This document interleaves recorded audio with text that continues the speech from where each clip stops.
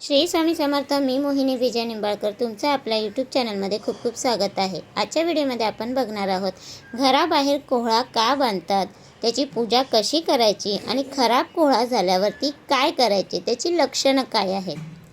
आपल्या हिंदू धर्मामध्ये घराच्या बाहेर कोहळा बांधण्याची पद्धत आहे. काही ठिकाणी छोटीशी काळी बाहुली बांधण्याची पद्धत आहे. पण आपल्या घराबाहेर कोहळा बांधण्याचा काय फायदा आहे, कोहळा का बांधावा याच्याबद्दल आज आपण माहिती पाहणार आहोत.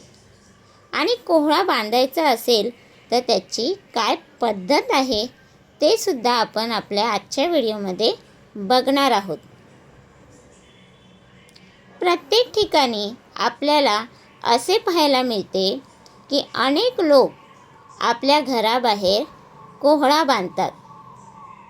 लाल कपड्यात जर कोहळा बांधला तर घराला कोणाचीही नजर लागत नाही.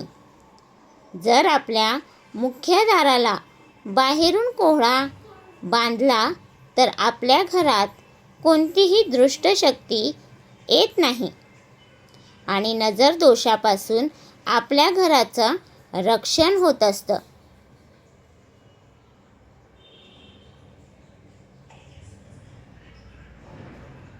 आपल्या घरातील लोकांना आयु व आरोग्य लाभावं म्हणून देखील पूर्वीपासून कोहळा बांधण्याची पद्धत आहे. बाहेरून कोहळा आणत असताना कधीही देठासकट आणावा. घरी आणल्यानंतर तो स्वच्छ पाण्याने धुवावा व स्वच्छ पुसावा.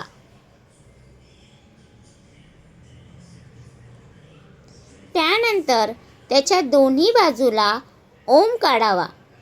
तो गंधाने किंवा ओल्या कुंकुवाने काढावा आणि खाली त्याच पद्धतीने स्वस्तिक काढावे आणि मग त्या कोहळ्यावर काजळाने एखादी रेष ओढावी. मग ते कोहळा देवघरात नेऊन त्याची गंध, अक्षता, हळद, कुंकू, फूल यांनी पूजा करावी आणि देवाला प्रार्थना करावी की आम्ही हा कोहळा घराबाहेर बांधत आहोत. आपल्या घराला किंवा आपल्या घरातील लोकांना कोणाचीही नजर लागू नये किंवा घरात कोणतीही दुष्ट शक्ती येऊ नये म्हणून त्यानंतर आपल्या मुख्य दाराला सर्वांना दिसेल असा हा कोहळा बांधायचा आहे. कोहळा हा शक्यतो लाल वस्त्रामध्येच बांधावा. कधी काही लोकांचा कोहळा हा लाल वस्त्रामध्ये बांधल्यानंतर लवकर खराब होतो. तर अशा वेळेला आपल्या घरातील लोकांचा दुष्ट शक्तीपासून बचाव झाला आहे असे समजावे.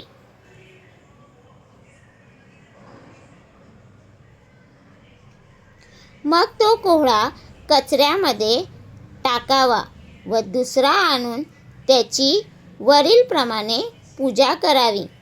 तर तुम्हाला हा माझा व्हिडिओ कसा वाटला प्लीज कमेंट करून नक्की सांगा. व्हिडिओ आवडला असेल तर लाईक करा, कमेंट करा आणि शेअर करायला विसरू नका. आणि तुम्ही अजूनपर्यंत आपल्या चॅनलला सबस्क्राईब केलं नसेल तर प्लीज जाऊन चॅनलला नक्की सबस्क्राईब करा, कारण आपल्या चॅनलवरती तुम्हाला आध्यात्मिक माहिती आणि स्वामी महाराजांचे व्हिडिओ बघायला भेटतात. तर भेटूया उद्या एका नवीन व्हिडिओसोबत. श्री स्वामी समर्थ.